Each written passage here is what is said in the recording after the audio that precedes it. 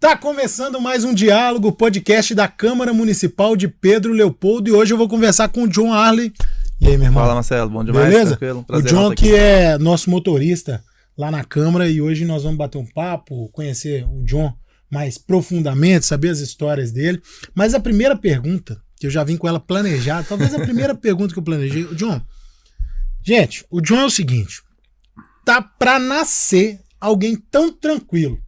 Eu nunca vi ele alterar o tom de voz. Eu nunca vi ele falar, ele nervoso. Você fica nervoso, você fica só com ele. Cara, de onde que sai tanta tranquilidade assim? Então, eu sempre fui muito tranquilo, muito fechado, então não conversava muito com as pessoas, então melhorou um pouquinho agora, mas eu sempre fui assim, muito na minha. Então isso é desde criança? É meu, desde criança. Na escola você era assim, sim, caladão também? Então, até demais. É? Era até um problema. Por quê? Porque como eu não tinha muita amizade, essas coisas, e às vezes eu sofria muito bullying, então eu me fechava muito por causa disso. Pra não haver alguma brecha ali, para as pessoas ficarem me zoando. Então eu estava sempre na minha, tranquila, fazer trabalho, tipo, se eram 4 pessoas, eu fazia sozinho. Era sempre dessa forma, cara? Sempre me fechava. Mas você procurou psicólogo para saber o que que... Não, mas isso... Uai, isso não é normal, não. Assim, eu via que sempre tinha alguma coisa... Só pra explicar, porque eu achava que isso era uma tranquilidade sobre o seu ser um cara religioso, ser um Sim, cara de família. Então eu achava que isso era parte da sua tranquilidade. Então, ou seja, você é evangélico desde criança? Você Sim, já nasceu numa família evangélica? Uhum. Tá, então pode ter também algo disso. Mas... isso na infância? Você não aprontava? Você não tomava uma advertênciazinha na escola? Sim, assim, muito pouco. O que acontece? Normalmente, acho que é o sonho da minha mãe, tá? Normalmente, a minha mãe, como ela demorou muito a ter filho, ela perdeu 2 antes de mim, então ela sofreu muito com isso. Ela não deixava eu brincar muito na rua, assim, era às vezes. Então meu pai, ele começou a arrumar meios pra eu me divertir e não estar com pessoas, tipo assim, da rua brincando. Assim, brincava às vezes, mas não toda vez. Na semana eu brincava 2 vezes, no máximo, assim, na minha infância, né? Depois ela foi deixando um pouco mais quando eu fui crescendo, mas eu nunca andei de turma, nunca fui, assim, de dormir na casa das pessoas, minha mãe não gostava muito, essas coisas, sabe? Mas muito tranquilo, sempre respeitando as pessoas. Igual na escola, acho que eu nunca faltei com respeito com nenhum profissional, nem com diretor, professor, essas coisas, mas não gostava de copiar. Meu defeito era esse, eu não gostava de fazer tarefa, essas coisas. Eu também não. Nunca foi meu forte, não. Eu não gostava de copiar também. Na verdade, eu me encontrei na faculdade, velho. Até chegar na faculdade, meu amigo, foi uma batalha, tá? Eu também não gostava de copiar, não gostava de escrever. Me colocava pra estudar matemática. Você era bom em quê? Matemática. Matemática? Sim. Uhum. Se você me pedir pra fazer uma conta de 2 mais 2, é capaz de eu errar. Meu negócio é escrever, o negócio é gravar vídeo. Eu sou muito hiperativo. Não parece, mas sou. É mesmo? Sim, e na infância eu tomava até calmante, essas coisas, porque minha mãe fala, eu sempre estudei no CLITA quando mais novo. E lá era muitos deveres, tipo assim, 10 folhas por dia de dever. E no final sempre tinha um folheto do Bretas ou do Oba, antigamente, com os preços, e ali havia perguntas que você fazia referente ao folheto. Aí a minha mãe falava que eu fazia, tipo assim, isso é uma coisa muito engraçada, mas eu fazia respondia uma pergunta e ela dava uma cambalhota, voltava, dava... Literalmente. Sério? Você fazia dava uma resposta e dava uma cambalhota e voltava fazer uma bananeira e tal. Por quê, velho? Tão imperativo que eu era. Mas procurou psicólogo então, né? Sim, aí eu tenho uma tia que é psicóloga e ela foi me acompanhando. Aí eu comecei, eu sempre vivia com ela, porque ela não teve filho, ela teve só filhas. Então ela me levava no final de semana, ficava o dia inteiro, final de semana todo na casa dela, e ela foi me adequando, né? Me mostrando aquilo que eu podia... Aí ela que meio que te tranquilizou. Isso. Mas ela exagerou na dose, ela te tranquilizou demais. Eu sou muito hiperativo ainda. Ainda é? Muito ansioso. Me dê um exemplo. Me dê um exemplo de hiperatividade sua. Um claro? Se eu ficar o tempo sentado, eu não consigo. Eu mexo pra um lado, mexo pro outro, cruzo a perna, descruzo. Não consigo. Mas isso é hiperatividade? Uma das coisas, sim. Exemplo. Ansiedade também tá embutida ali, né? Minha filha tá prestes a nascer. Minha mulher já completou os 9 meses, então assim, eu já ganhei mais de 10 quilos com isso. Sério? Eu como sem ver. E outra coisa, se eu ficar em algum lugar... Mas para onde que essa ansiedade vai te levar? Você já pensou? Então, eu me controlo, sim. Eu como muitas vezes, mas eu não como muito assim de ficar, sabe? Entendi. Saciado, não. Eu vou beliscando, desse nível. Entendi. Assim. Cara, eu vou te contar um caso. Quando meu primeiro filho foi nascer, foi o que acontece. Minha esposa seguiu a gravidez normal, e o parto dele estava marcado para um sábado, dia 7. Sim. E no dia 5, na quinta-feira, foi a última consulta. Aquela última consulta antes do parto. Já estava marcado a cesariana. Sim. Aí, quando chegamos lá, a pressão dela estava 18 por alguma coisa. Ela falou que estava vendo estrelinha. Aí o médico falou assim, isso era 7 horas da noite. Aí o médico falou assim, vamos tirar esse menino daí de dentro hoje? Aí eu tava na sala de lá, né? Sim. Eu tava na sala de cá, onde tinha a mesa dele e tal, e uma maca aqui pra ele examinar ela lá. Sim. Aí, vamos tirar esse menino hoje? Aí na hora eu fiquei assim, nossa senhora, tomara que não seja hoje, não tô preparado hoje não. Juro, velho. Aí vão. Então faz o seguinte, vai lá na sua casa, busca o que você tem que buscar e vai pra maternidade que nós vamos fazer esse parto hoje. Eu comecei a passar mal. Quem começou a passar mal fui eu, velho. Comecei a passar mal, fazer vômito, o que é isso? Eu não tava preparado pra ser pai hoje. Meu primeiro filho. Sim. E um sentimento, cara, de tipo uma responsabilidade. E isso eu tive nos meus 3. Que vem à tona, assim, né? Porque nasceu meu filho. 11h52 da noite, nasce Davi. Eu pego aquele menino no corpo e falo assim, nossa senhora. Agora o trem é sério, não dá pra brincar mais não. Como é que você tá esperando esse momento? A gente já, desde o começo, eu vou fazer agora dia 25, um ano de casado, e aos 3 meses ela já engravidou. A gente já planejou isso desde o começo. A gente foi viajar de lua de mel, e quando a gente voltou, deu certo, graças a Deus, é o que a gente já estava planejando. Mas por que a gente fez isso? Porque os meus avós são mais velhos, e eu queria que meus filhos tivessem a lembrança que teve um avô que pegando no braço, as coisas, então eu não queria que demorasse muito. Primeira coisa. E segundo, que a gente se programou tanto que já tem tudo pronto, mala, tudo pronto, já esperando o nascimento. Então, assim, Ela é ansiosa também? Ficamos mais, porque a gente planejou tanto, então, assim, agora que tá chegando a hora, então já passou já tá completando 9 meses e 4 dias, pelo menos. Então, assim, já tá muito ansioso, já esperando agora a qualquer momento nasce. Você acha que corre o risco, John, de essa ansiedade e todo esse entorno aí faça com que vocês façam com a filha de vocês o que seus pais fizeram com você, de deixar muito preso, de não liberar pra brincar? Não, porque... Que é normal. Com certeza. Não tô dizendo que é anormal. Sim. Não, porque hoje eu entendo que o que minha mãe fez é porque havia um medo, assim, excessivo, né, do que aconteceu. Porque ela já tinha perdido 2, sim, né? Então ela tinha muito esse receio de acontecer alguma coisa. Minha avó também colocava muita coisa na cabeça dela, nesse sentido de tomar cuidado comigo, né? Então, hoje em dia, eu entendo que não é questão de prender demais, mas sim saber o que é certo e errado. Outra coisa, a palavra de Deus fala que a gente tem que honrar o pai e mãe. Honrar pai e mãe não é obedecer somente. Honrar pai e mãe é muito mais além disso, é muito mais profundo.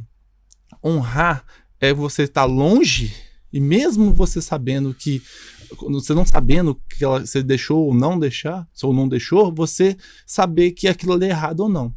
Porque as pessoas, elas colocam como honrar o pai e mãe dar presente, sair para passear, mas honrar o pai e mãe é muito mais profundo do que somente estar ali obedecendo em geral, mas obedecer totalmente.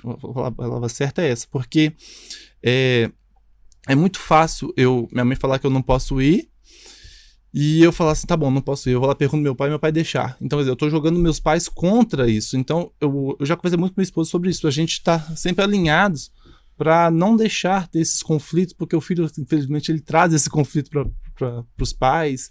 Então, nesse sentido, sabe? Então, eu acho que a gente já conversa, antes mesmo dela nascer, a gente já conversa sobre isso, sobre o que a gente vai deixar fazer, o que não, o que a gente vai ensinar. A gente se programou literalmente em tudo já, praticamente. Entendi. Esse honrar pai e mãe, John, fala mais sobre isso, cara. Porque assim, às vezes eu tenho a impressão que eu não fui o melhor filho do mundo. Eu também eu não. acho. Eu acho que eu pequei bastante como filho. Eu acho que meus pais devem ser. Eu acho que eu fui um filho legal. Assim. Eu também, na minha infância, como foi uma infância muito difícil, eu colocava esses problemas e jogava isso mesmo na cara da minha mãe, falando que ela não gostava de mim, só que não era. Eu entendi que depois que isso... Depois que você envelheceu, você entendeu. Eu entendi que era um cuidado, né? Porque o mundo, infelizmente, está muito difícil mesmo. A gente não sabe se a gente vai sair de casa e se vai voltar. Então, querendo ou não, gera isso. Só que, ao mesmo tempo, a gente tem que entender que se o filho sabe o que é certo e o que é errado, se ele te respeita, se ele te honra, literalmente, em palavras e atitudes, isso é tranquilo. Isso é de menos. Porque eu, durante muito tempo, se alguém me oferecesse alguma coisa, mesmo fora, longe dos meus pais, é a questão que eu tô querendo dizer. Honrar não é somente naquele momento na frente, sabe? Honrar é mais quando você tá fora, longe deles, e você continuar obedecendo, respeitando. Nesse sentido. Entendi. Não sei se isso ficou muito claro, não, mas eu acho que é mais isso. Ficou mais ou menos claro. Ficou mais ou menos claro, mas eu posso explicar acho que é o suficiente. É. É o suficiente. Deixa eu te perguntar, falar em honrar pai e mãe, fala dos seus pais pra mim, por favor. Quem é o seu pai? Quem é a sua mãe? Ah, sim. Onde que eles fizeram, fazem da vida? Ah, tá. Então, o que acontece? Eu sou filho do Arley e da Mográcia. O nome da minha mãe é diferente, né? Mográcia? Mográcia. De onde que veio esse nome? Então, minha mãe, ela não sabe exatamente, mas parece que meu avô abriu uma revista e viu esse nome não. e gostou e pôs. Não. Pesquisa aí pra mim. Mográcia, tá? Talvez tenha algum significado e a gente não sabe. Vocês pesquisaram já? Eu nunca... Assim, eu pesquisei alguma coisa, mas não sei certo o que é. M-O-G-R-A-C-I-A. Viu? Mográcia. Enquanto isso, a gente continua o papo aqui. E os meus pais, eles... Os dois de Pedro Leopoldo? São nascidos em Pedro Leopoldo. Meu pai, ele é filho do pastor Armando, muito conhecido em Pedro Leopoldo. Meu avô vai fazer agora 60 anos de ministério. E nós sempre vivemos aqui. E a minha mãe tem 12 irmãos. 12? 12 irmãos, uma família muito difícil, assim, uma situação muito complicada, passaram fome, passaram muitas coisas assim, nesse sentido. E o meu avô foi lojista há 40 anos, ele tem uma loja de móveis, chamava Armando Móveis, ou Asa Branca.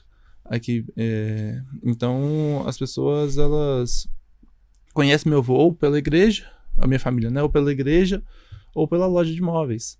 E meu pai trabalhou muitos anos na loja de móveis, ele começou a trabalhar com van. Tem 28 anos que ele mexe com transporte. Ele foi um dos primeiros em Pedro Leopoldo a mexer com transporte universitário. E hoje eu trabalho com ele com isso também. Esses caras são retardados. Eu tô ouvindo os comentários. Retardado. Continua. Então, a minha mãe, ela trabalha na prefeitura. Ela é agente de saúde. Ela é efetiva. Sua mãe trabalha na prefeitura?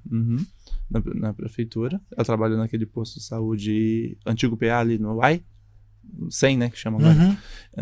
E o meu pai tem empresa de transporte hoje, não mais universitário por causa da pandemia. Seu pai é pastor também? Não, meu pai não quis seguir. E você vai ser pastor? É meu chamado, mas eu já prego, hoje auxilio uma igreja, mas ainda não sou consagrado pastor. Eu já exerço como um pastor, mas ainda não tenho o título por ser consagrado. Entendi. Você falou que passou fome, que não foi vocês, né? Quem a minha fome? Mãe, a situação era muito difícil, né? 13 filhos, era algo muito difícil. Meu bisavô era padeiro, então, assim, ele fazia de tudo para alimentar a família, mas mesmo assim era muito difícil. Então, não tinha... Foi demorar muito para ter sandália, sapato, essas coisas. Mas depois Deus foi abençoando, que eles foram melhorando de vida e tudo. Mas, assim, sempre não era rico, né? Não, na verdade, não era pobre, mas assim, era uma situação bem precária. Apertada, né? Apertada, exatamente. Foi melhorando, na verdade, né? No começo era muito pobre. Aí seus pais casaram, né? Isso. Tentaram ter 2 filhos, não conseguiram. A minha mãe, ela não conseguia segurar a gestação. Ela engravidava e pouco tempo depois já o feto morria. E o que ela fala dessa época? Que ela devia se sentir culpada pra caramba, né? Ela sentia muito triste, né? A Bíblia mostra que a mulher, na época de Israel, que ela não tinha não tinha filho, era estéril, ela era considerada uma mulher imunda, impura. Então era como se hoje ela se sentia dessa forma, sabe? Uma mulher incapaz, por exemplo. Ah, não, peraí, cara. Peraí. Depois a gente volta nesse assunto. Sim. Nosso, pois é. Nosso nobre. Você? Ah lá, o nosso backstage aqui descobriu. Peraí. O nome Mográcia não é um nome comum ou tradicional em português ou em outras línguas amplamente conhecidas. Então, seu significado não está bem definido em fontes onomásticas ou linguísticas. Que nome, hein? No entanto, podemos analisar possíveis origens ou interpretações. Mo pode ser o prefixo ou apelido afetivo, como moça ou variação de Maria. Grácia lembra a palavra espanhola gracia, que significa graça, elegância, favor divino ou gracioso, graciosa. Assim, Mográcia poderia ser interpretado como minha graça ou graciosa, especialmente se for uma variação criativa de nomes como Graça ou Graciela. Bacana, velho. Viu? Verdade. Interessante. Tá, obrigado aí, mano. Obrigado. Eu sempre chamo ela de mó gracinha. No sentido de ser mais engraçado. Só que ela não tem graça. Tipo assim, ela não brinca no. Você já falou com sua mãe alguma coisa fazendo assim? Tá de graça comigo, né?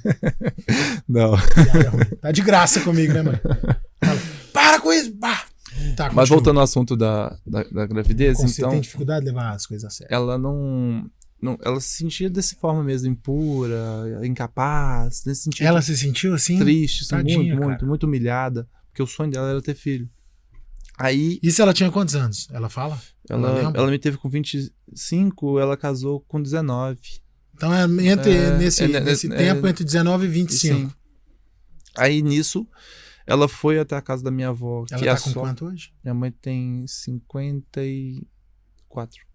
Fez agora. A gente faz aniversário no mesmo dia, na verdade. É mesmo? Eu nasci no dia do aniversário dela. Quase que ela morre no dia do aniversário dela. Porque ela deu pré-eclâmpsia. Assim, é uma história, vou chegar. Vamos lá, não vamos chegar. Isso. Aí ela não conseguia ter filho, beleza, perdeu 2. Aí ela engravidou de mim. Só que ela já tava com hemorragia. Da mesma forma, aquele aborto natural. Aí ela foi na casa da minha avó, que é a sogra dela, que é pastora, né? E elas oraram. E ali ela fez um voto com Deus. E a partir daquele dia, a hemorragia cessou. E graças a Deus eu nasci. Aí no finalzinho, ela estourou a bolsa e tudo, meu pai carregou ela. Isso é uma história muito engraçada. Assim, né? Tá engraçada, mas meu pai, ele sempre gostou, assim, de usar carro rebaixado. Ele tinha um Aeroillis, que era um carro, já era antigo, né, pra época. E ele usava ele rebaixado.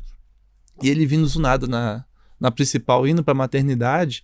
E um cara achou, meu pai furou o sinal, querendo furar o sinal, o cara achou que meu pai tava, tipo, tirando onda. Porque tava num carro rebaixado, né, boyzinho, não sei o quê. Ele foi, empurrou o cara parou o carro na frente, ele saiu empurrando com o Aeroillis assim, e foi, o cara foi atrás. Na hora que ele chegou na maternidade, ele pegou minha mãe pelos braços, minha mãe já tava até sangrando, e levou ela pra maternidade, e o cara nem voltou. Meu pai voltou pra discutir com ele, mas ele já não tava lá mais. Seu pai voltou pra discutir? Voltou. Então, assim, é engraçado, mas o tema é muito estranho. Aí, sua mãe conseguiu engravidar. Sim, graças a Deus. Ela já tava grávida, mas tava me perdendo, na verdade. Aí... Ela te falou qual voto que foi esse que ela fez? Sim, com Deus? tá lá em 1 Samuel 11, que voto de Ana. Ana foi mãe de Samuel. Aí lá fala que ela também era estéril. Ela era estéril no sentido assim de estar, né? Não que ela total, assim, ela nunca teria filho nesse sentido. Ela estava, é igual um vereador. Ele não é vereador pro resto da vida. Ele está, entendeu? Nesse sentido. Então, ela foi ao templo e estava ali orando, pedindo a Deus. E o profeta a viu ali e falou assim: você tá bêbada? Ela falou assim: não, isso aqui é a minha amargura. Eu tô triste, tô me sentindo humilhada. Aí nisso, pouco tempo depois, ela foi e conseguiu engravidar. E Eucana, que era o marido dela, tinha outra mulher que chamava Penina. E ela conseguia ter filhos. e a Ana não. E Penina ficava humilhando a Ana. Então, por isso que havia uma humilhação ainda maior, né? Porque ela conseguia dar filhos e a Ana não. Aí nisso, a Ana conseguiu ter filhos e ela falou, se eu tiver um filho, eu vou entregar ele no caminho do Senhor. E a Bíblia mostra que Samuel ele foi entregue no templo depois que ele nasceu e ele se tornou o profeta Samuel, que ungiu Davi. Então, assim, foi uma responsabilidade muito grande. Ele foi como se fosse um juiz ali na época de Israel, antes dos reis. E sua mãe fez isso com você? Nesse sentido. Nesse sentido, obviamente. Então, essa foi a promessa. Isso. Aí, quando eu nasci, eu já sabia que havia um propósito sobre a minha vida pastoral. E foi assim, a minha vida toda, eu sempre fugindo desse chamado, as pessoas que eu nunca tinha visto na vida chegavam, que eu acompanhava muito meu avô, todas as igrejas onde a gente ia, Conselho do Mato Dentro, assim, lugares longe, a pessoa chegava, colocava a mão na minha cabeça e falava, Deus vai te usar como pastor, se prepara. Eu tinha 6, 7 anos, 8 anos, 9 anos, então assim, era sempre dessa forma, então eu achava uma responsabilidade muito grande. Eu falei, não, eu não quero isso pra mim. Não porque eu negligenciava o meu chamado, mas sim porque eu não via capacidade em mim. Acho que o maior problema era esse. Então, foi passando os anos, aí em 2019, que é outra situação, mas não é problema eu contar. Eu sofri um acidente e eu namorava uma pessoa e já tinha 3 anos de namoro. Eu sofri um acidente e nesse acidente ela foi me visitar e nunca me voltou. E ali acabou o relacionamento. E naquele dia eu falei, Deus, eu não quero mais viver as minhas vontades, eu quero viver as vontades do Senhor para minha vida. Eu escolho o errado, eu quero que o Senhor conduza a minha vida literalmente. Se for para direita, meu Senhor vai me mostrar isso. E foi dessa forma, se for para esquerda, então assim, o Senhor direcionava a minha vida em tudo. E eu falei, olha, se o Senhor quer, se tem um plano na minha vida, se o Senhor quer que eu venha pregar, que tire a timidez. Aí, eu ainda sou tímido, mas eu consigo desenvolver um assunto, consigo pregar hoje em dia por causa disso. Depois que eu pedia, sumiu a timidez.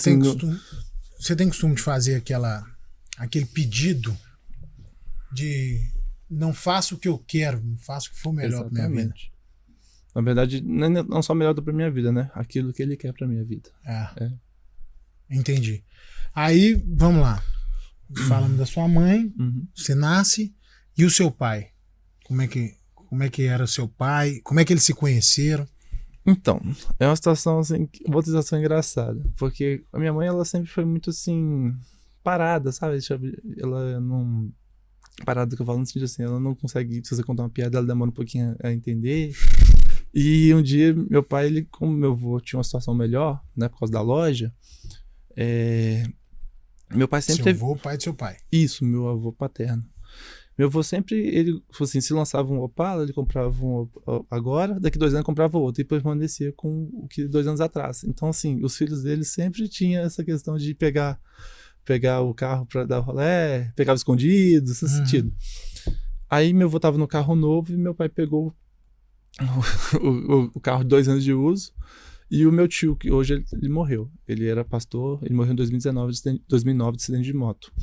E ele tinha ciúmes, porque meu avô, nessa época, meu avô tinha 3 Opalas. Um 0, um com 1 ano de uso e outro com 2 anos de uso. Aí ele não queria andar com o do meio, ele queria andar com o novo. E meu pai pegou justamente nesse dia um novo e foi pra casa da minha avó no São Geraldo. Aí meu tio subiu a pé com um amigo dele e roubou o carro, desceu. Seu tio roubou o próprio carro do pai? Não, que tava com o irmão. Com meu pai por causa de... Família. Mas no sentido do quê? Porque tava com ciúmes porque meu avô entregou pro meu pai o carro mais novo e deixou o mais velho pra ele, entendeu? Nesse sentido. Aí meu pai ligou pro meu avô, na época não tinha celular assim direito, mas meu pai já tinha aqueles grandões, né, que puxam antena, que não sei o que, cheio de frescura. Ligou pro meu avô no fixo e falou, roubaram o carro. Aí meu avô foi até a polícia, prestou queixa, aí beleza. Aí quando eles chegaram, é muito engraçado, quando a polícia chegou, foi até a casa do meu avô, falou assim, achamos os meliantes que roubaram seu carro, não sei o que e tal. Chegou lá, tá meu tio. Eu tô falando com vocês que eu sou filho do dono. Mas aí era sempre assim, meu pai, ele, desde novo, ele sempre gostou, meu pai começou a dirigir muito cedo e sempre pegava o carro. Na época quase não tinha polícia, né? Não tinha movimento. E meu avô, ele estudou ele fez a prova e se tornou detetive. Só que ele nunca exerceu. Então, onde ele ia, eles paravam, meu pai falava que ele era o filho do Armand, eles lá apresentavam a sua credencial, eles liberavam. Então, assim, era muito tranquilo na época, não havia muito carro, o povo não tinha condições assim direito. Então, foi dessa forma. Então, meu pai sempre gostava de dar rolê, dar cava de pau, essas coisas. Aí, um dia, ele já namorando com minha mãe também, ele pegou ela no colégio e foram pro Mineirão, para aquela descida lá que eles faziam. Aí, meu pai falou, vou te levar pro Pega, você nunca foi e tal. Só que quando chegou lá... Seu pai levou sua mãe pro Pega? Só que meu pai tava com aquela picape Fiat. Como fosse sua mãe é apaixonada mesmo com ele, tá? Mas ele não ia correr. Mas ele não Pega, me larga. Mas ele não ia correr. Ele foi pra assistir o Pega. Também, tá? Tanto faz. Leva pra comer uma pizza. Aí... Parabéns, senhora Mográcia. Senhora é apaixonada mesmo. Com o seu... Arley. Com o seu Arley. O apelido dele é John Arley. John Arley. Tá, vamos lá. Que colocou meu nome, né, no caso. Aí chegaram lá no Mineirão. Infelizmente, já estava acontecendo uma operação da polícia. Então a polícia chegou na hora. Pulão do seu pai e sua mãe. Aí todo mundo saiu zunado, correndo. Meu pai pegou no Via Brasil, tinha um Opala e um Fusquinha, então não tinha como passar. Aí pegaram meu pai e tudo. Aí minha mãe falou assim: começou, pega! Assim, pra ver como é que ela. Pra você ver que ela demora um pouquinho, mãe. Beijo, eu te amo, viu? Pai também. Não tô falando mal, tô contando a verdade. Então, com isso. Começou, pega, foi fora. Tem muitas histórias. Não, essa me pegou. Começou, pega, foi foda. A polícia pegando. Já tava pegando meu pai e algemando. Começou, pega. Ai, vai lá. Mas aí, como meu pai, voltando ao assunto, meu pai vivia muito fechado, com 6 anos ele me deu uma moto de trilha. Então a gente começou, ao invés de ficar brincando na rua, essas coisas, eu fui pro trilho, pro motocross. Aí e foi esse o acidente que você sofreu? Não, foi na rua.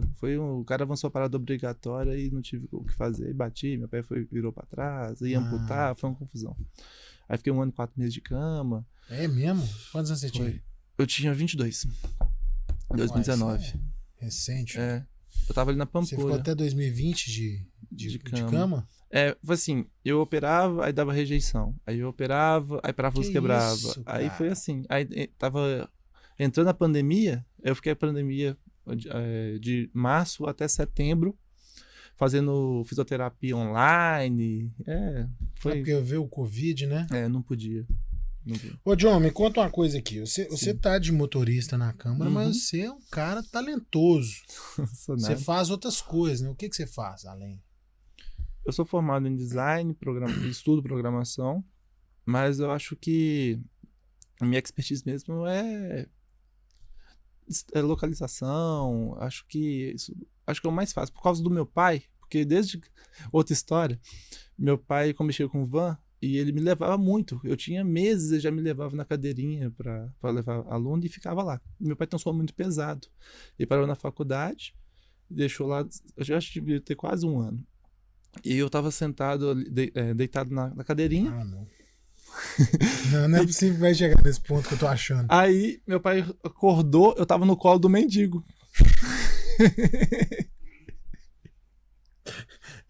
Ele te levou e dormiu, velho? É porque no tempo que deixa as pessoas na faculdade, tem um tempo de espera, né? E aí ele dormiu? Ele apagou, tava cansado. Só que deixou o vidro meio aberto. O cara, ele abriu e me pegou porque eu devia estar chorando, alguma coisa. Meu pai assustou, acordou e eu tava no colo do mendigo. Mas o cara foi muito tranquilo, ele tava mesmo só cuidando mesmo. Ele acho que eu tava chorando. Não. Ele foi muito cuidadoso comigo mesmo. Foi muito rápido, mas aconteceu isso também. Aí, então, a minha vida toda, eu andava com meu pai na van, matava até aula, coisa que eu nunca gostei muito de matar, mas quando era pra ver meu pai, porque eu quase não vi meu pai. Meu pai, ele vivia muito viajando, então ele me via todos os dias, porque ele chegava, eu tava dormindo, e saía, eu tava dormindo, mas eu não via.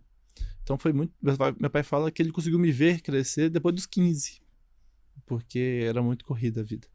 Então eu fingi que eu ia pra escola, Aí eu ia escondia atrás do último banco da van e eu já memorizava literalmente a BR.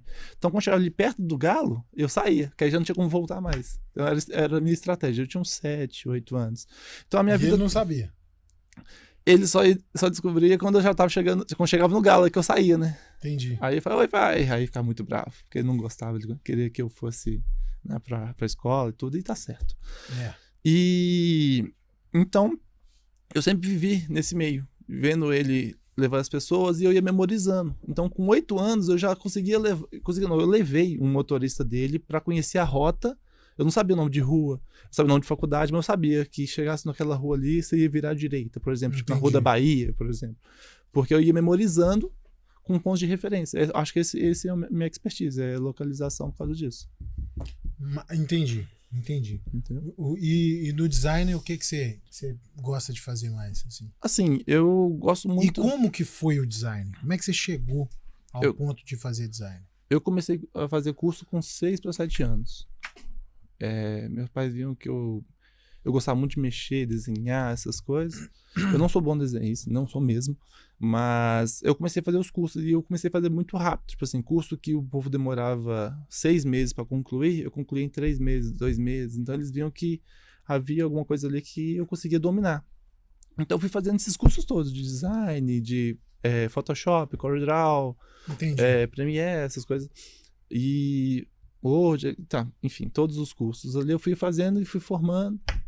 Mas eu nunca parei assim para trabalhar na área, não, sabe? É mesmo só um hobby.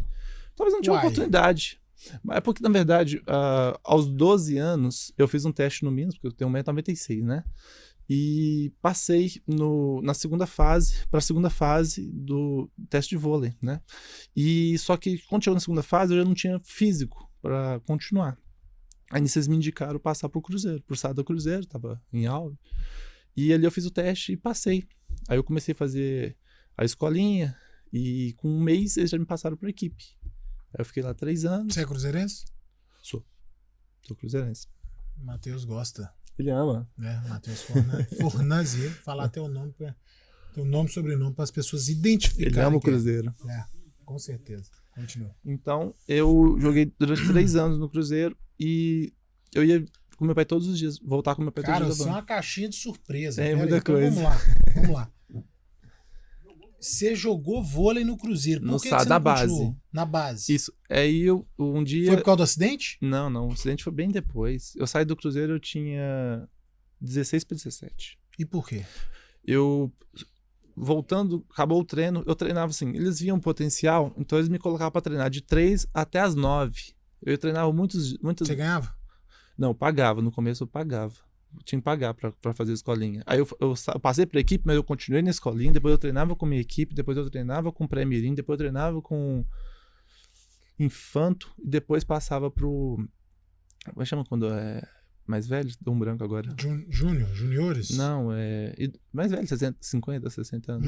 Master. E depois eu treinava com Master. Não todos os dias, mas tendo físico, tudo isso pra pegar preparo.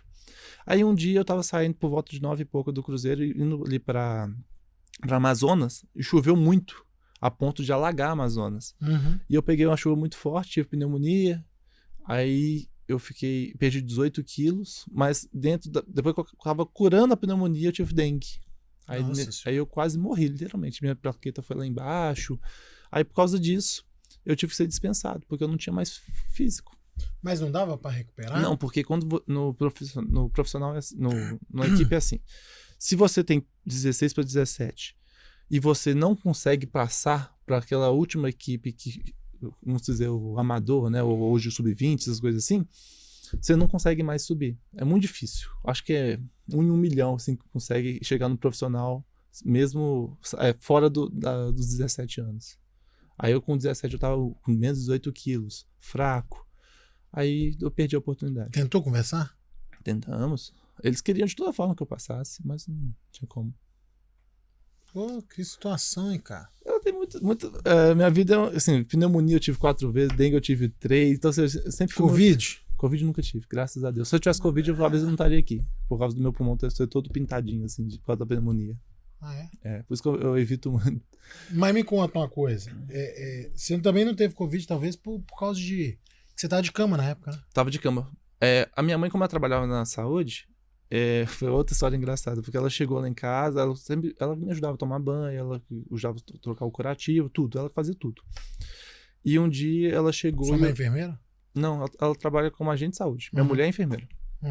E aí eu tava com muita falta de ar, ela ficou preocupada, tava sentindo muita dor, que são sintomas que deu no Covid no começo, né? Aí ela achou que eu tava com Covid, começou a chorar, achando que tinha trazido o Covid pra mim. Só que não, eu tava só com sinusite. E um pouquinho de falta de ar porque, né, tava muito frio.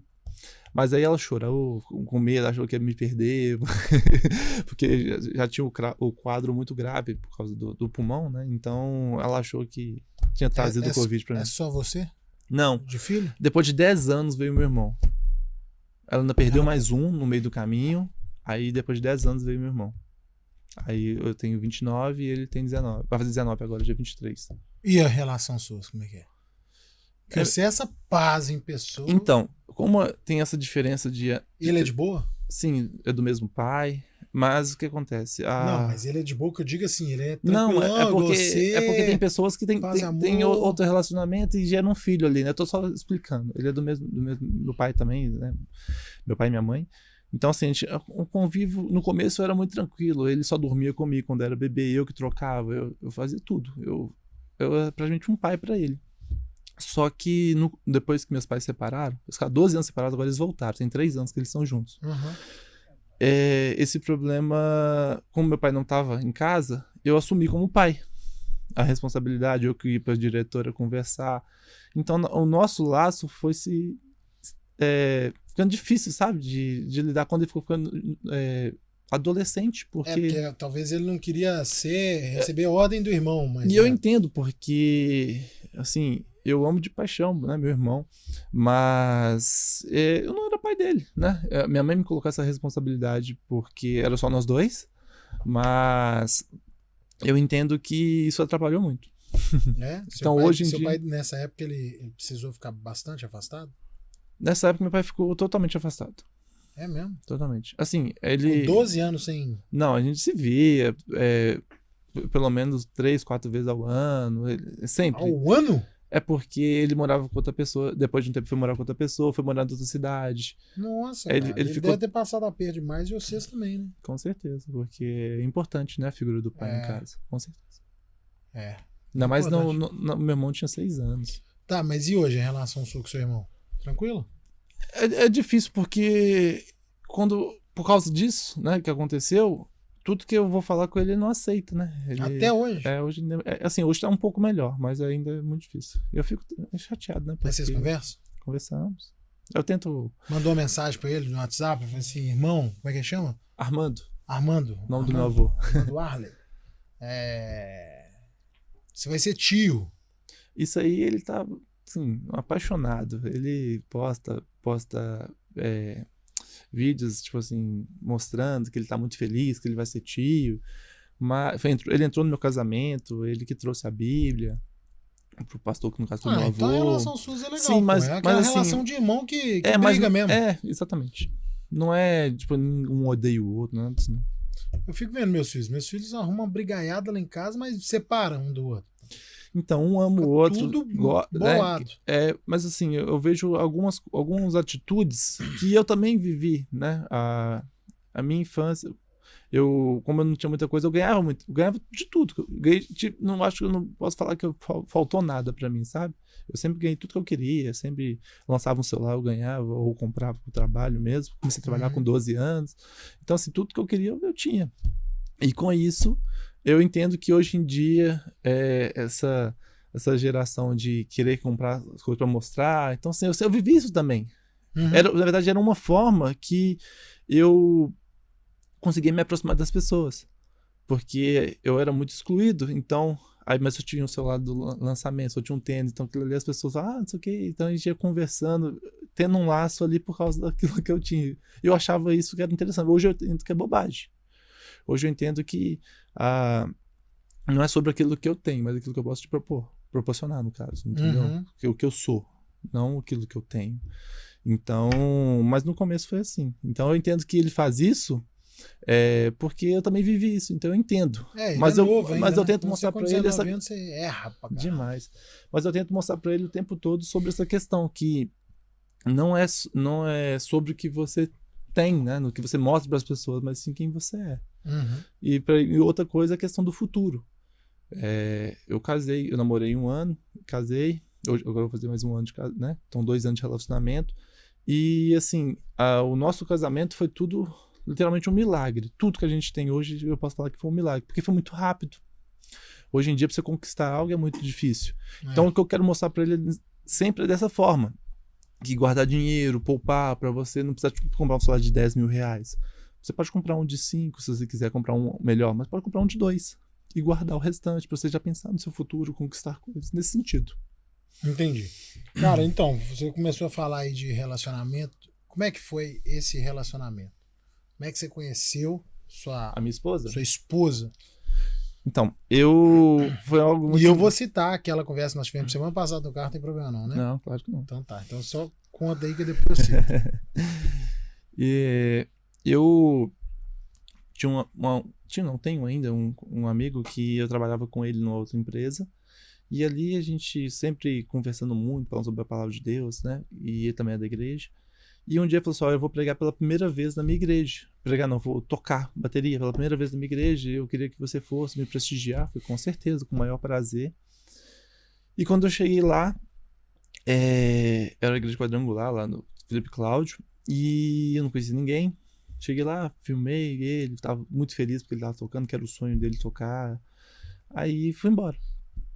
Aí depois de 3 semanas ou 2 semanas, ele me chamou de novo pra ir lá. Aí quando eu cheguei lá, já tava pregando, então me apresentou pro líder dele, o líder falou assim, prega aqui, semana que vem. Eu falei, um prazer. Aí eu preguei no culto dos jovens, e ela não tava, porque ela tava de plantão.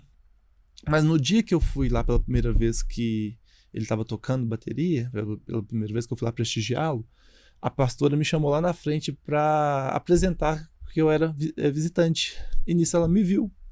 E eu não sabia, não conhecia. Na verdade, a igreja estava lotada, então eu estava morrendo de vergonha. Então, quando eu preguei, aí depois de uns 4 meses, ela chegou nesse amigo meu e perguntou. Falou assim, aquele menino vai voltar aqui mais não? E minha mulher, ela é muito fechada, ela nunca tinha namorado, nunca tinha beijado, ela é uma menina muito reservada, com 28 anos, que a gente casou, né? Então, ela é muito reservada. E então ele achou até estranho, porque qualquer pessoa que chegava perto dela, ela cortava, ela tinha amizade, mas ela não deixava passar disso. Então foi quando ele assustou pro John, ele me ligou na hora, John, você não acredita que a gente perguntou por você, cara, você tem que conversar com ela, porque isso não é normal, se ela perguntou por você é porque ela tá querendo te conhecer. Aí nisso a gente... eu marquei com ele de ir num culto de jovens em Matozinhos e ela falou com ele também, então lá a gente se conheceu, começamos a conversar, oramos um mês, busquei muitas respostas em Deus, porque igual eu falei, hoje eu não vivo mais as minhas vontades, né? Então eu busco sempre a resposta de Deus, peço a Deus para me mostrar, direcionar. E o mais engraçado é que eu sempre coloquei condições, falei, Deus, se tem um propósito mesmo da gente estar junto, eu fui colocando condições. Meu sogro vai sonhar com isso, e dentro desse sonho vai acontecer. Eu fui colocando literalmente condições que, assim, que não são normais, são adversas, para ter a real certeza, porque a Bíblia fala que nosso coração é enganoso. Então a gente sabe que eu queria, lógico, eu queria, mas talvez não era a pessoa correta para mim. Então Deus me respondeu. As 7 coisas que eu coloquei de condição foram respondidas durante um mês. Aí nisso eu fui cumprir aliança, a gente orava todos os dias, a gente não faltou nenhum dia, todos os dias, 3 horas da manhã, porque eu tava dando plantão, então ela me ligava do hospital, e quando ela não tava de plantão, ela me ligava da casa dela, mas todos os dias a gente cumpriu um mês certinho orando, pedindo o Senhor resposta, e com isso... 3 horas da manhã? Todos os dias. Por que 3 horas da manhã? Era um horário que ela tava de... Mas só por causa disso? Sim. Não é um horário bíblico, não? Não existe isso de falar que... Eu achei esquisito, 3 da manhã. É porque é o horário de descanso dela. Entendi. E aí... Ela trabalhava à noite. E aí vocês começaram a... Aí namorou... Conversar. Isso. Aí a gente casou sem beijar. Era isso que eu ia falar no carro. Você sabia disso?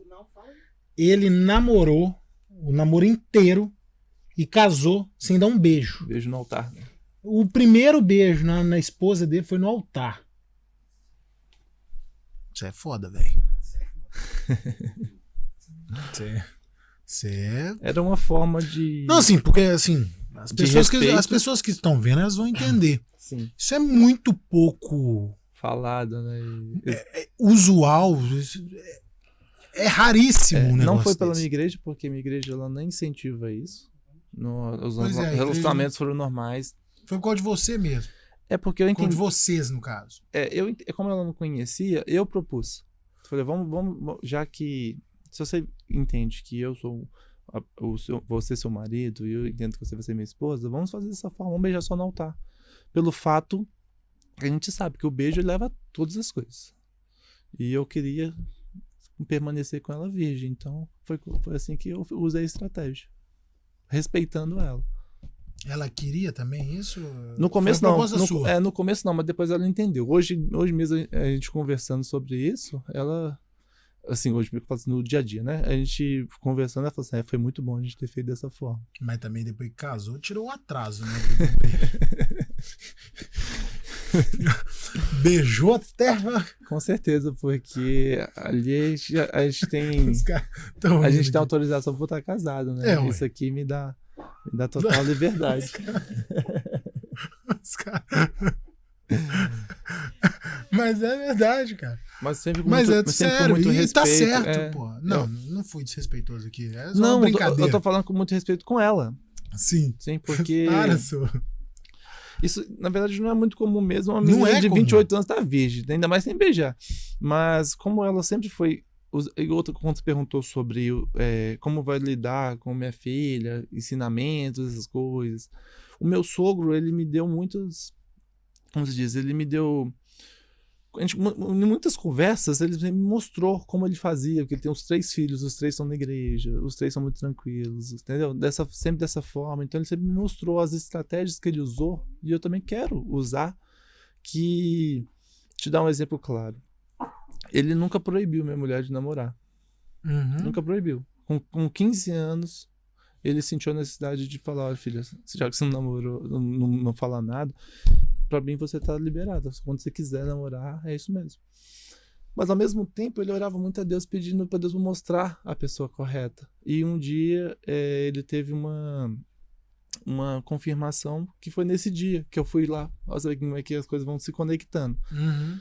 No dia que eu estava lá sendo apresentado como visitante, Deus tinha falado com ele que eu seria o marido, que eu estava ali por causa dela, sendo que eu nem conhecia, nem sabia que ela existia.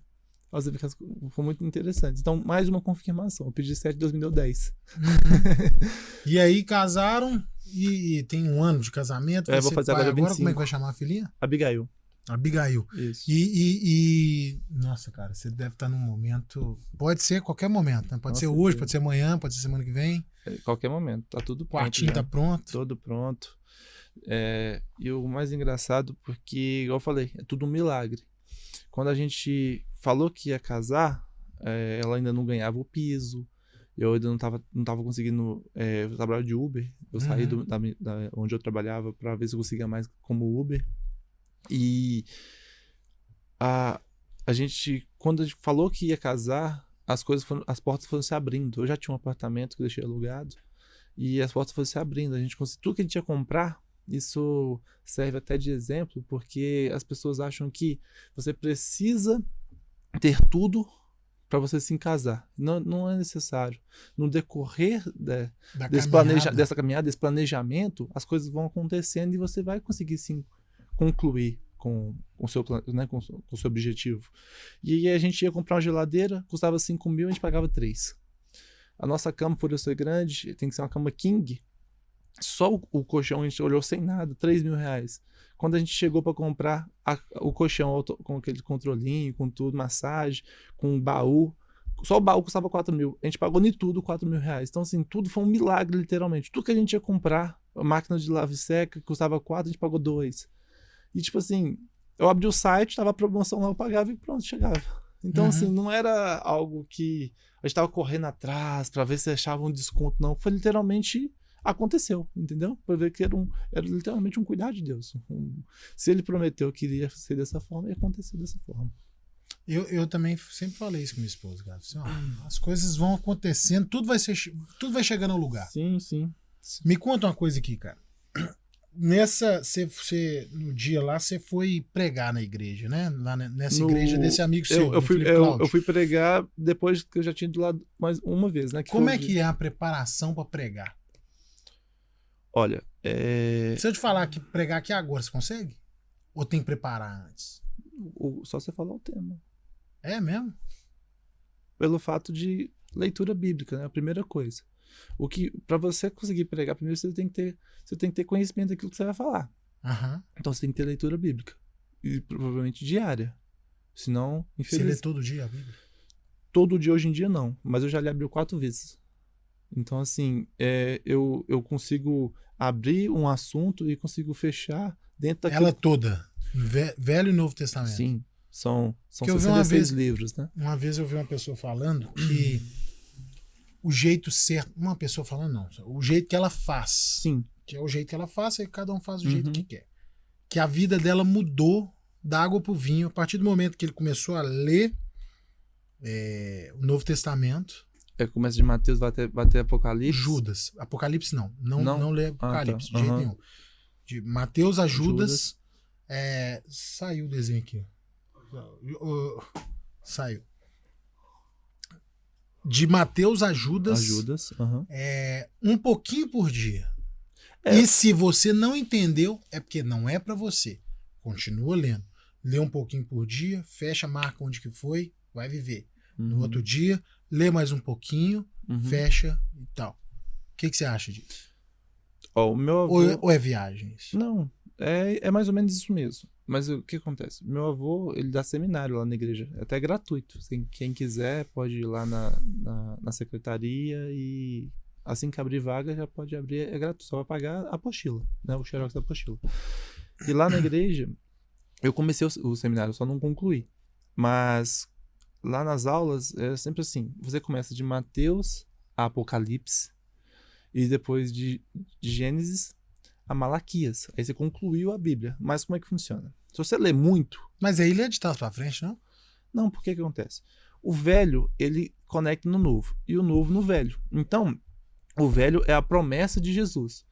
O novo é Jesus e as cartas de Paulo, né? A igreja sendo executada, literalmente. Então, meu avô me ensinou dessa forma. Talvez não seja a mais correta, mas a forma que eu entendi e foi muito bom. Ler no máximo 4 capítulos. Porque se você passa disso, chega um momento que você já não entende nada que você leu. Igual você falou que não é pra você. Não é que não é pra você, é porque você passou. Então, tipo assim, você tá querendo correr com a história e não entender o sentido. Entendeu? Aí, literalmente, eu gostava, né? Quando eu tava operado de cama, e eu falei com Deus que eu queria ler a Bíblia toda, acamado, né? Então um dia eu falei, você quer saber? Eu vou ler Gênesis todo. E num dia, em 24 horas, eu li o livro todo, pegando história do começo ao fim, para entender as histórias. Mas eu já tinha lido a Bíblia antes, então assim, completa, né? Então eu já conhecia um pouco, então eu fui tentando pegar a história completa. Porque antes, quando eu era mais novo, eu abria a Bíblia aleatoriamente, lia um versículo. Às vezes eu lendo aquele versículo ali, ele vai servir de uma forma para mim. Mas o sentido que está na palavra, naquela história, é outro. Se você contextualiza, né? Exatamente. Serve. Mas se você pega o contexto, é muito mais fácil você entender as coisas. Entendi. Então, desse ponto, você falou, ela leu. Ela leu e não pegou, não entendeu. Eu li 4, por exemplo. 4 versículos, 4 capítulos, na verdade. Se eu não entendesse, eu ia ler de novo. Entendeu? Mas é porque eu queria aprender, eu queria me aprofundar naquilo. Hoje eu consigo... não vou te falar que eu sei a Bíblia toda de cor, porque eu não sei. Não tem como. Com pouco tempo. Meu avô, já com 60 anos de ministério, eu posso dizer que ele conhece. Não toda ainda, porque não tem como gravar a Bíblia toda, mas ele conhece muitas histórias, ele conhece praticamente tudo. Porque ele exercita muito, né? Ele usa isso o tempo todo. A vida dele hoje é isso. Então, mas se você pegar capítulo por capítulo e ler assim, aleatoriamente, você nunca vai entender. Você pode entender a palavra, mas o contexto talvez você não entenda. Então é bom você pegar 4, 5 no máximo por dia. Que aí você vai pegando a história aos pouquinhos. E você vai entendendo. Agora, se você tiver com tempo, você lê tudo. Aí você lê o livro todo. Igual tem livro que são 4 capítulos. 5 capítulos, entendeu? Entendi. E como é que foi? Como é que é a preparação para fazer o culto? Então, a primeira coisa... Porque você ainda fica nervoso. Isso aí vai ser pro resto da vida. Porque é uma responsabilidade muito grande de falar algo que não vem tão de importante mim. E tão importante. Para pessoas, né? Porque hoje em dia é muito fácil falar aquilo que a palavra diz, mas é muito difícil viver aquilo que a palavra diz. Né? Nós todos somos pecadores, nós todos erramos, mas a gente tenta buscar ser santo, buscar ser correto. Então, a preparação é o quê? Primeira coisa é você fazer um jejum. Você buscar se humilhar na presença do Senhor em questão de alimento, porque aquilo ali você sentir falta daquilo. Então é algo que você desconecta. Igual quando eu vou pregar, eu faço jejum de 12 horas, por exemplo. Eu pego de 6 a 6. Eu desconecto do celular, desligo o celular. Eu fico o tempo todo na Bíblia. Ou às vezes, se eu tô com alguma dúvida, alguma palavra, alguma coisa, aí eu abro o computador rapidinho, pesquiso, mas assim, eu não saio fora, não abro o Instagram, sabe? Eu me conecto literalmente naquilo. Eu tenho um livro. Mas peraí, cara. Tá, vamos supor que daqui uns anos você vai viver como pastor. Sua profissão vai ser pastor. Pastor não é profissão. Mas vai ser. Não, assim, tem pessoas que não trabalham modo grosseiro que eu falei. Não, só explicar rapidinho. Porque é muito fácil as pessoas falarem que pastor é corrupto, que rouba, isso aqui e tal. Isso é uma minoria. Porque tem muitas pessoas que trabalham e às vezes ela nem recebe, mas ela tá ali doando. Eu tenho um amigo que é pastor lá em Santa Luzia, que ele prega e não recebe. Faz questão de não receber. E eu prefiro assim também. Tá, mas tem como? Tem. Se você tem uma empresa, por exemplo, e você já consegue se manter, por que... Mas por que não fazer disso uma profissão? Eu entendo que o dízimo e a oferta, ele é para ajudar as pessoas carentes. Igual na nossa igreja mesmo, a minha igreja, onde eu congrego, é uma igreja pequenininha. É como se fosse 12 metros quadrados, por exemplo. O que a gente faz? A gente pega o dízimo, aí tem pessoa lá que está desempregada. A gente leva uma cesta básica. A gente faz um trabalho de assistencialismo, sabe? Social. E também, lógico, tem que pagar aluguel, tem que pagar luz. E agora, o salário, eu entendo, é aquela pessoa que abriu mão de tudo. Eu vivo 24 horas da igreja. Em função da igreja. Sim, pronto, aí com certeza eu acho interessante. Então vamos chegar lá. Vamos supor que você vire essa pessoa. Vou largar tudo, vou viver em função da igreja. Até para o meu sustento, porventura você abre uma nova igreja. Eu tô imaginando. Para chegar no ponto que eu quero chegar. Sim. Não vai ficar algo muito pesado e difícil. Não ficaria algo muito pesado e difícil você se desconectar do mundo por 12 horas, sem comer, sem fazer nada, pra pregar, não? Não. Porque, na verdade, a Bíblia fala que a gente tem que nos santificar. Santificar é exatamente isso que eu estou te falando. É você se humilhar da sua carne, você abrir mão da sua vontade. Quando eu tô jejuando 12 horas, eu sinto fome, eu sinto sede, sinto tudo isso. Mas só que humilhar não é algo muito pesado, não? Não, porque quando você Deus não é tão bravo assim. Não é questão de se humilhar em questão de Deus me obrigar a isso, não. A questão é de eu me conectar com Ele. Quando você falou a questão de horário, às 3 horas da manhã, porque tem as pessoas que falam sobre isso. A Bíblia fala, que Deus fala assim, aquele que me buscar de madrugada me encontrará. Por que de madrugada? É no sentido, igual, se eu sou uma pessoa noturna, quer dizer, eu trabalho no horário da noite. O horário da manhã para mim é muito mais tranquilo. Então é o horário que eu iria me conectar com Deus. Entende? Então não quer dizer que é nesse tempo. É porque as pessoas, elas trabalhavam, faziam os seus afazeres até às 6 horas da noite. A partir daquilo ali, era o momento de descanso. Então era o momento que a pessoa estava se preparando para dormir, beleza. Mas de madrugada não tinha nada para te incomodar, não tinha nada para tirar sua atenção. É nesse sentido, entende? Uhum. Então esses 12 horas é nesse sentido, de eu me conectar, igual uma prova. Você vai fazer, você estudou jornalismo, você tinha que fazer uma prova, você tinha que desconectar de tudo para você estudar, não é? É exatamente isso. Quando eu falo me santificar para pregar, para buscar, fazer jejum, me humilhar na presença do Senhor, é no sentido de mostrar para o Senhor que eu não sei nada no sentido de o que vai ser falado, mas é Ele que vai me conectar, Ele que vai me falar aquilo que eu vou pregar. As minhas pregações são todas dessa forma. Eu não preparo, sento e preparo, falo, eu quero pregar dessa forma. Não. Deus me mostra o tema, me mostra a mensagem. Aquele meu canal no TikTok foi dessa forma. Todas as mensagens, não tem uma mensagem ali que eu falei, eu vou preparar. No decorrer do meu dia, Deus me dava o tema, mais tarde Ele me dava a mensagem. Eu só gravava e pronto. Por isso que eu acho que é mais tranquilo, porque não vem de mim. Então, entendi. Entendeu? Nesse sentido. Então eu me preparo. Divulga o canal aí. Qual que é o canal? Chama EV John Arley. John, como é que escreve John? JHONARLEY. EV John Arley. EV John Arley. Segue aí, galera. E esse canal ele cresceu muito rápido, porque como não havia uma intenção de ficar famoso e tudo, mas pessoas que precisavam ouvir a palavra. Então eram mensagens muito direcionadas àquelas pessoas, mas eu não tinha preparatório meu. Era tudo Deus falando, entendeu? Então, por isso que eu acho que cresceu tão rápido. Entendi. Cara, me conta uma coisa. Você se diverte? Muito. Com o quê? Nesse tempo que... O que você faz pra divertir? Hobby? Lazer? Hoje em dia, eu não jogo mais, mas eu jogava muito online. Eu gostava de jogar CS, Valorant, esses jogos assim de tiro mesmo, FPS. E foi isso que me ajudou a não cair na depressão na época da separação dos meus pais. Porque eu conversava com pessoas ali online, então isso me ajudava a não me fechar no todo. Eu me fechava com minha família. Mas na hora que eu tava ali jogando, eu conseguia conversar, me dialogar com as pessoas normalmente. E aí é outra história, mas eu comecei a jogar e fui melhorando, fui jogando bem. Eu cheguei a jogar o Campeonato Brasileiro. Mas não a preparatória, não cheguei a... Hoje em dia existe uma organização. Quando começou, eu joguei. Fui coach de um time feminino de Valorant, que lançou em 2021. Era um jogo feito pela Riot, né? Que é da... Free Fire jogou também? Joguei. Só conheço o Free Fire. Joguei. Em Free Fire eu jogava.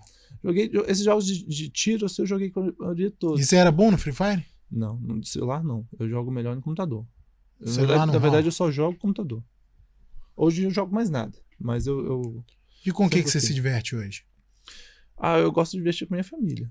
Eu gosto de sair com minha mulher, levar ela para um lugar para comer. Eu amo moto. Acho que assim, é o meu maior hobby. Hoje eu não faço mais por causa do meu acidente, então ficou um pouco difícil, mas eu espero que assim que minha filha nascer, eu volte a fazer trilha, motocross, enfim, eu acho que isso é meu melhor. Mas você anda no dia a dia? Não mais. Eu vendi a moto, mas eu amo moto. Eu acho que é uma das minhas maiores paixões. Tá. Vamos lá. Você falou, peraí, aí você falou, meu hobby mesmo eu gosto de ler. Eu nunca gostei de ler na escola não, mas depois que eu comecei a ler a Bíblia, mas você leu o quê? Paixão. O que você lê? Eu leio a palavra. Você lê a Bíblia, só a Bíblia? Eu tenho muitos livros, muitos livros, mas eu prefiro ler. Livros de quê? Livros cristãos mesmo. Um testemunho, com essas coisas. Às vezes com... Mas livro normal? Normal. Livro, digamos assim, algum pastor, um romance. Um romance veríssimo, Fernando Sabino, não. Não gosto muito, não. Eu prefiro me aprofundar naquilo que é meu chamado, que é a palavra de Deus. Entendi. Ou então ver vídeo. Eu gosto muito de ver vídeo. Tipo assim, no YouTube eu vejo muito campeonatos. Eu acompanho muitos campeonatos online de CS, essas coisas, acompanho, conhecia tudo, sabe? Como eu era coach, né? Então estudava estratégia, eu conseguia identificar o erro ali antes mesmo de começar o round, só pelo aquilo que ele comprou, tipo assim, se comprou uma arma errada, se fez alguma coisa errada, comprou um colete, tudo isso eu já conseguia identificar o erro antes de começar. E eu me tornei, como coach, eu comecei a dar aula para as meninas, para as pessoas que jogavam comigo. Eu sempre tive essa iniciativa de ajudar as pessoas. Eu sou muito proativo. E muito altruísta, muito. Assim, a ponto, hoje não tanto, mas antes eu era a ponto de me prejudicar para ajudar as pessoas. Para fazer a pessoa pedir ajuda, não me importava se eu iria me prejudicar, se eu iria me machucar, enfim. E dentro dos jogos, dentro de qualquer outra coisa, eu sempre estava ali pronto para ajudar, para servir. Acho que isso é uma coisa que eu aprendi. Fazer a pergunta que os meninos pediram, que por que nos últimos 4 meses é a primeira vez que você corta o cabelo e faz a barba? Não é. E penteou. Não é, porque acontece. Eu gosto de deixar meu cabelo baixo e que é prático. Então eu passo a mão e pronto, acabou. Mas hoje, como foi algo de última hora, e ao mesmo tempo eu precisava cortar cabelo, porque qualquer momento minha filha nasce, eu tenho que estar pronto, né? Então eu já estava preparado para cortar. Bonitaço para receber a Abigail. Com certeza.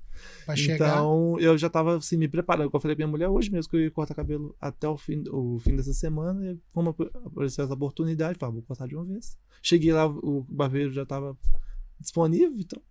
Deu tudo certo, tudo encaixou. Tudo certinho. Cara, fazer uma pergunta, eu geralmente finalizo com essa pergunta. O que você quer deixar para esse mundo? Um legado? O que você quer dessa vida? O que o John Arley vai deixar pro mundão aí? Acho que o mais importante de tudo é que viver para Cristo, viver para Jesus, não dói, não é prisão, não é, como diz as pessoas falam que dom, né? Sim, mas todos podem viver. A questão é que as pessoas elas acham que é muito difícil. Quando eu era mais novo, eu também achava que era difícil. Eu achava que eu estava abrindo mão das minhas coisas, então eu seria uma pessoa triste, uma pessoa, sabe? E não é. Eu sou muito feliz, eu sou muito realizado em tudo que eu faço, na minha família, no meu trabalho, enfim. E acho que o maior legado é esse, servir ao Senhor, mesmo que não há fôlego mais, mesmo que já não há mais esperança. A minha vida foi sempre assim.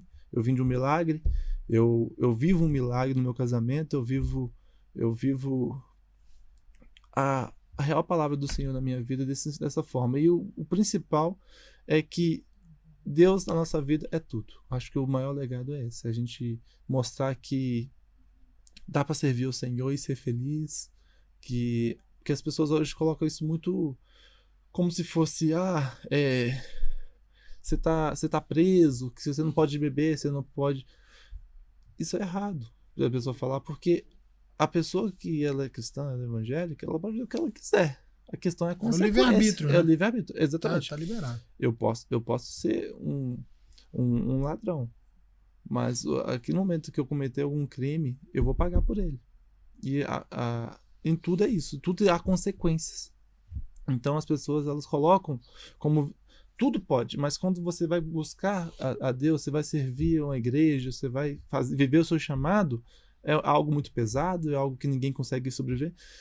Eu sobrevivi a 1 ano sem beijar, sem tocar na minha esposa. Por que eu não posso deixar de fazer alguma coisa? Eu amo jogar, mas eu vi que o jogo ele me atrapalhava. Ele me atrapalhava de dormir, ele me atrapalhava de relacionar com minha família. Então eu cortei.